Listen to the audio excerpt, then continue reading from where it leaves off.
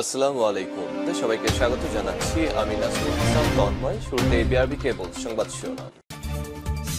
বাংলাদেশের সর্বশেষ গুরুত্বপূর্ণ আপডেট সংবাদে আপনাকে স্বাগত। শুরুতে সংবাদ শিরোনাম, পরে বিস্তারিত। শুরুতে জানাবো হাসনাত আবদুল্লাহর গাড়ি বহরে হামলা। গাজীপুর জাতীয় নাগরিক পার্টি এনসিপির মুখ্য সংগঠক দক্ষিণাঞ্চল হাসনাত আবদুল্লাহর গাড়িতে ভয়াবহ হামলার ঘটনা ঘটেছে। সময় আহত হন তিনি। আজ সন্ধ্যার পর চান্দনা চৌরাস্তা ঢাকা ময়মনসিংহ মহাসড়কে এই ঘটনা ঘটে। হামলার পর একদল দুর্বৃত্ত তার গাড়ির পেছনে দৌড়াতে থাকে বলে জানান প্রত্যক্ষদর্শীরা। আজ নিজের ফেসবুক আইডিতে দেয়া এক পোস্টে এই তথ্য জানিয়েছে এনসিপির সংগঠক উত্তরাঞ্চল সার্জিস আলম। ফেসবুক পোস্টে তিনি লিখেছেন, হাসনাতের গাড়িতে 10 থেকে 12 জন সন্ত্রাসী গাজীপুর এলাকা থেকে হামলা করেছে। এরপর জানাবো হাসিনা পুতুল সহ পেছালো 18 জনের বিরুদ্ধে গ্রেপ্তারের প্রতিবেদন। রাজকের পূর্বাচল নতুন শহর প্রকল্পে প্লট বরাদ্দে অনিয়ম দুর্নীতির অভিযোগে সাবেক প্রধানমন্ত্রী শেখ হাসিনা তার মেয়ে ছাই মসজিদ পুতুল সহ 18 জনের বিরুদ্ধে গ্রেপ্তার সংক্রান্ত প্রতিবেদন জমার তারিখ পিছিয়েছে। এদিকে বিএনপি সংবাদপত্রের স্বাধীনতার পক্ষে থাকবে বললেন মির্জা ফখরুল ইসলাম। বিএনপি বরাবরই সংবাদপত্রের স্বাধীনতার পক্ষে ছিল, আছে এবং ভবিষ্যতেও থাকবে বলে মন্তব্য করেছেন দলটির মহাসচিব মির্জা ফখরুল ইসলাম আলমগীর। আজ ঢাকার জাতীয় প্রেস ক্লাবে বিশ্বমুক্ত গণমাধ্যম দিবস 2025 উপলক্ষে আয়োজিত আলোচনা সভায় এসব কথা বলেন তিনি। এবারে জানাবো ফ্যাসিস্ট শেখ হাসিনার কুশপুত্তলিকার সঙ্গে কোনো সম্পর্ক নেই বললেন হেফাজত ইসলাম। হেফাজত 3 মহাসমাবেশ চলাকালে ঢাকা বিশ্ববিদ্যালয়ের রাজু ভাস্কর্যের সামনে জাগ্রত জুলাই নামে একটি স্ট্যান্ড ঝোলানো শেখ হাসিনার কুশপুত্তলিকা নিয়ে বিবৃতি দিয়েছে হেফাজত ইসলাম বাংলাদেশের মহাসচিব আল্লামা সাজেদুর রহমান। তিনি গণমাধ্যমে পাঠানো এক বিবৃতিতে জনতার ক্ষোভের শিকার ফ্যাসিস্ট হাসিনার কুশপুত্তলিকার সঙ্গে হেফাজতের কোনো সম্পর্ক নেই বলে জানিয়েছে। এবারে জানাবো আমরা বিভিন্ন মিডিয়ার ভুল খবরের শিকার হচ্ছি বললেন নাহিদ ইসলাম। মিডিয়ার ভেতরে যে ফ্যাসিজম প্রবেশ করেছে তা থেকে বের হওয়ার জন্য রূপরেখা দরকার। মিডিয়ার সুশাসনের বিষয়টি মিডিয়ার ভেতর থেকেই নির্ধারণ করা উচিত। দেশের গণমাধ্যমে মিস ইনফরমেশন নানাভাবে ছড়ানো হয়েছে। দল হিসেবে আমরা এর ভিকটিম হয়েছি এবং হচ্ছি বলে মন্তব্য করেছেন জাতীয় নাগরিক পার্টি এনসিপির আহ্বায়ক নাহিদ ইসলাম। এবং সর্বশেষ জানাবো আগে হাসিনার বিচার তারপর নির্বাচন। নতুন রাজনৈতিক দল জাতীয় নাগরিক পার্টি এনসিপির যুগ্ম সমন্বয়ক আবদুল্লাহ আল ফয়সাল বলেছেন, 1,500 ছাত্র জনতাকে খুনের পর শেখ হাসিনা পালাতে বাধ্য হয়েছে, তাই আগে শেখ হাসিনার বিচার এবং তারপর সংস্কার হবে, তারপর নির্বাচন। প্রিয় দর্শক, এতক্ষণ শুনছিলেন সংবাদ শিরোনাম, এবারে বিস্তারিত। তবে তার আগে বন্ধুরা অনুরোধ থাকবে সংবাদটিতে একটি লাইক দিন। এই চ্যানেল আপনি নতুন হয়ে থাকলে আমাদের সংবাদটি দেখতে দেখতে চ্যানেলটি সাবস্ক্রাইব করে রাখুন। কমেন্ট করে বন্ধুরা আপনার মূল্যবান মতামত জানিয়ে দিন আপনি বিশ্বের কোন দেশ থেকে বা বাংলাদেশের কোন স্থান থেকে আমাদের সংবাদটি দেখছেন এবং শুনছেন। এবারে বিস্তারিত। হাসনাতের গাড়িতে হামলা। গাজীপুর জাতীয় নাগরিক পার্টি এনসিপির মুখ্য সংগঠক দক্ষিণাঞ্চল হাসনাত আবদুল্লাহর গাড়িতে হামলার ঘটনা ঘটেছে। সময় আহত হয়েছেন তিনি। আজ 4 মে সন্ধ্যায় চান্দনা চৌরাস্তায় ঢাকা ময়মনসিংহ মহাসড়কে এই ঘটনা ঘটে। হামলার পর একদল দুর্বৃত্ত তার গাড়ির পেছনে দৌড়াতে থাকে বলে জানান প্রত্যক্ষদর্শীরা। আজ নিজের ফেসবুক আইডিতে দেয়া এক পোস্টে এই তথ্য জানিয়েছে এনসিপির সংগঠক উত্তরাঞ্চল সার্জিস আলম। ফেসবুক পোস্টে তিনি লিখেছেন, হাসনাতের গাড়িতে 10 থেকে 12 জন সন্ত্রাসীরা হামলা চালিয়েছে।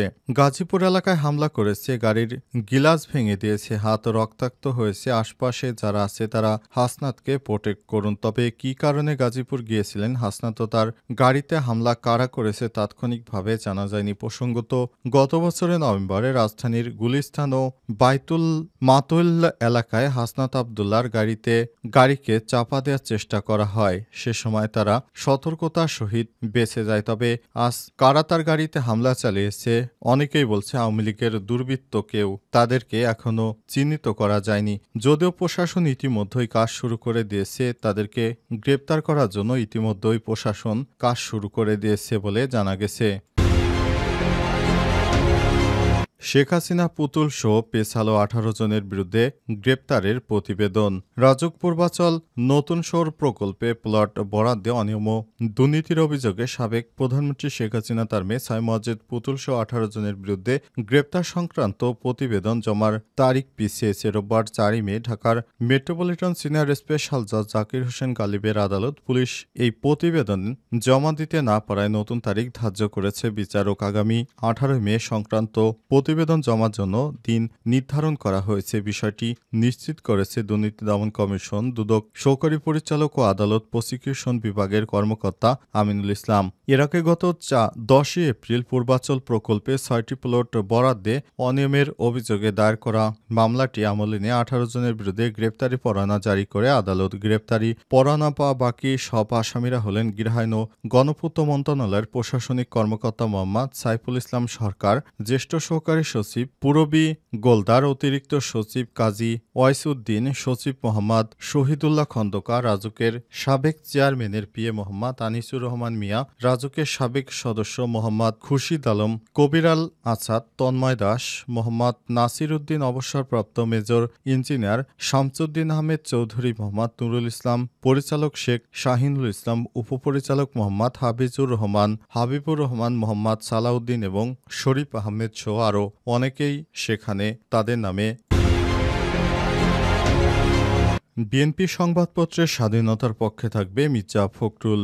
বিএনপির মহাসচিব মির্জা ফখরুল ইসলাম আলমগীর বলেছেন, বিএনপি সবসময় সংবাদপত্রের স্বাধীনতার পক্ষে ছিল এবং ভবিষ্যতেও থাকবে। বিএনপি যখনই ক্ষমতায় এসেছে তখনই সংবাদপত্র স্বাধীনভাবে তার সংবাদ প্রকাশ করতে পেরেছে। সময় তিনি বলেছেন, শেখ হাসিনার আমলে যখন বাকশাল কায়েম করা হয়েছিল তখন বাংলাদেশে সমস্ত পত্রপত্রিকা বন্ধ করে দেওয়া হয়েছিল, কিন্তু বিএনপি যখনই ক্ষমতায় এসেছে আবার পুনরায় সবগুলো চালু করে দিয়েছে। বিএনপির নেতাকর্মীরা সবসময় বাংলাদেশটাকে কিভাবে সুন্দর করা যায় এজন্য কাজ করে যাচ্ছে। বিএনপির নেতাকর্মীরা 11 সময় সব থেকে বেশি ভিকটিমের শিকার হয়েছে। শেখ হাসিনার কুচক্রির মহলের কারণে বিগত সময়ে বিএনপির উপর অনেক অত্যাচার করা হয়েছে। বিএনপির হাজার হাজার নেতাকর্মী বিগত 15 বছরে খুন হয়েছে। তারপর আমরা একটি রক্তাক্ত সংঘর্ষের মধ্য দিয়ে আমরা আমাদের 24-এর স্বাধীনতাকে পেয়েছি, যা বাংলাদেশের জন্য খুবই গুরুত্বপূর্ণ ছিল। ফ্যাসিস্ট শেখ হাসিনা যদি আরও কিছুদিন ক্ষমতায় থাকতে পারত তাহলে বর্তমানে বিএনপি যে রাজনৈতিক দল তাও শেষ করে দিত, এমন মন্তব্য করেছেন বিএনপির মহাসচিব মির্জা ফখরুল ইসলাম আলমগীর। আজ এক সংবাদ সম্মেলনে বিএনপির মহাসচিব এসব কথা বলেন। ফ্যাসিস্ট শেখ হাসিনার কুশপুত্তলিকার সঙ্গে কোনো সম্পর্ক নেই হেফাজতের।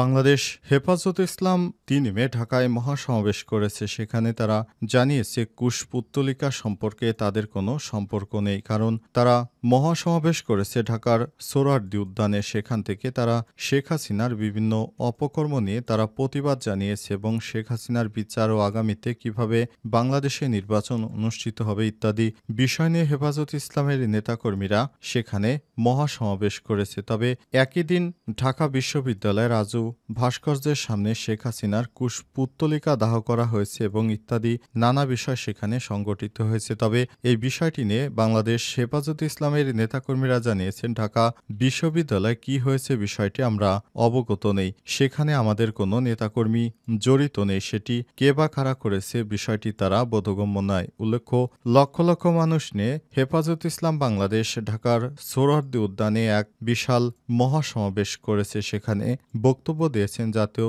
নাগরিক পার্টি এনসিপির দক্ষিণাঞ্চলের আহ্বায়ক হাসনাত আব্দুল্লাহ। আজ হাসনাত আব্দুল্লাহ তিনি গাজীপুর যাওয়ার সময় তার গাড়ি বহরে ব্যাপক হামলা হয়েছে। গুরুতর আহত অবস্থায় হাসনাত আব্দুল্লাহকে এখন ঢাকা মেডিকেল কলেজ হাসপাতালে নেওয়া হচ্ছে। বিষয়টি নিশ্চিত করেছে উত্তরাঞ্চলের সমন্বয়ক সার্জিস আলম।